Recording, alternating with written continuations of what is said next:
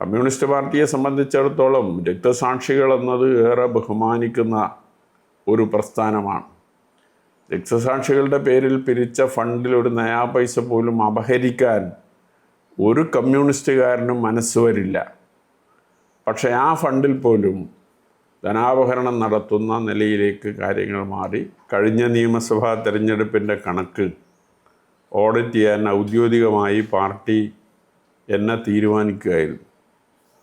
ആ കണക്ക് ഓഡിറ്റ് ചെയ്തപ്പോഴാണ് ഞെട്ടിക്കുന്ന ഒരു കമ്മ്യൂണിസ്റ്റ് പാർട്ടി നേതാവിന് നിരക്കാത്ത നിലയിൽ കമ്മ്യൂണിസ്റ്റ് പാർട്ടിക്കകത്ത് നടക്കാൻ പാടില്ലാത്ത വിധത്തിലുള്ള ഒട്ടേറെ വിഷയങ്ങൾ എൻ്റെ ശ്രദ്ധയിൽ വരുന്നത്.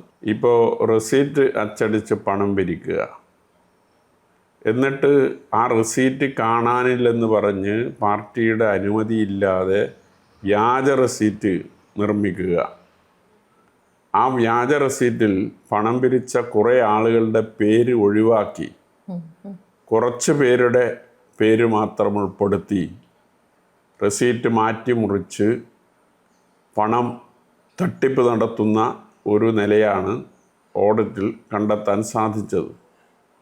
അതോടൊപ്പം തന്നെ 2 തരത്തിലുള്ള റെസീറ്റ്, ഇടത് ചന്ദ്രക്കലയുള്ളതും ഇടതു എന്ന് പറയുന്ന 2 തരത്തിലുള്ള റെസീറ്റ് അച്ചടിച്ച് ഫണ്ട് പിരിവിന് ഉപയോഗിച്ചു. അതിലൊരു റെസീറ്റ് ഇന്നേ വരെ ഈ സമയം വരെയും തിരിച്ചു വന്നിട്ടില്ല, പാർട്ടിയുടെ മുമ്പിൽ ഹാജരാക്കിയിട്ടില്ല.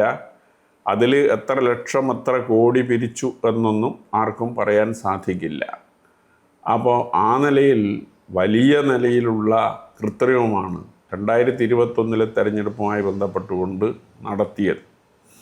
അപ്പോൾ ആ സമയത്ത് തന്നെയാണ് മറ്റ് 2 കണക്കുകൾ കൂടി എൻ്റെ മുമ്പിൽ വരുന്നത്. അന്ന് ഞാനാണ് പാർട്ടി ഏരിയ സെക്രട്ടറി. ധനരാജ് രക്തസാക്ഷി ഫണ്ടുമായി ബന്ധപ്പെട്ടും ഏരിയ കമ്മിറ്റി ഓഫീസ് നിർമ്മാണ ഫണ്ടുമായി ബന്ധപ്പെട്ട് ഉള്ള കണക്കുകളും വന്നു.